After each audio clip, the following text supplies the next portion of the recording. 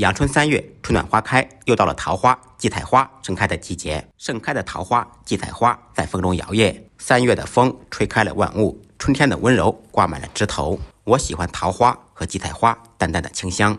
今天就用荠菜花和鸡蛋给大家分享一道美食。在挖荠菜时，根部不要扔掉，因为它的根部营养会更高。这道美食首选开了花老一点的荠菜，因为这种荠菜香味更浓，营养更高。以前常听老人说阳春3月3，荠菜赛灵丹。荠菜花加鸡蛋也是老年人经常吃的一道美食。首先把荠菜摘干净，放入盐水中稍微浸泡一会儿。经过盐水浸泡以后，不仅可以杀菌，还可以去除虫卵。浸泡10几分钟以后，再用清水反复清洗几遍，彻底洗净，洗至水不发浑为止。洗好以后捞出，稍微控水。春天的鸡蛋也是营养最高的时候，准备几个笨鸡蛋，放入盆中以后，加入清水，加入2小勺盐。因为这种做法，鸡蛋要吃，水也要喝，所以鸡蛋的表面一定要清洗干净。用盐揉搓，可有效的去除鸡蛋表面的大肠杆菌、沙门氏菌以及枯草杆菌等等。全部揉搓完以后，再用清水彻底洗净。荠菜跟鸡蛋准备好了，我们需要再搭配一些其他食材，更加滋补。准备几个大枣，清洗干净，1小块生姜切成薄片。荠菜属于寒性，放大枣和生姜可以中和一下。把荠菜盘成鸟巢的形状，中间放上鸡蛋、大枣和生姜，可以再放入一些西洋参或者党参，更加营养。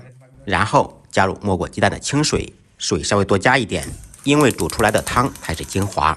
盖上盖子，开大火把水烧开。开锅以后转开中火煮10分钟。8分钟以后掀开盖子，用罩里把鸡蛋捞出来。这时候鸡蛋不够入味，所以需要把蛋皮去掉。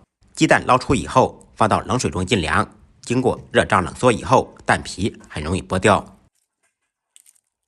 去皮的鸡蛋找一把小刀，在上面轻轻的划几刀，这样鸡蛋更容易吸收各种营养物质。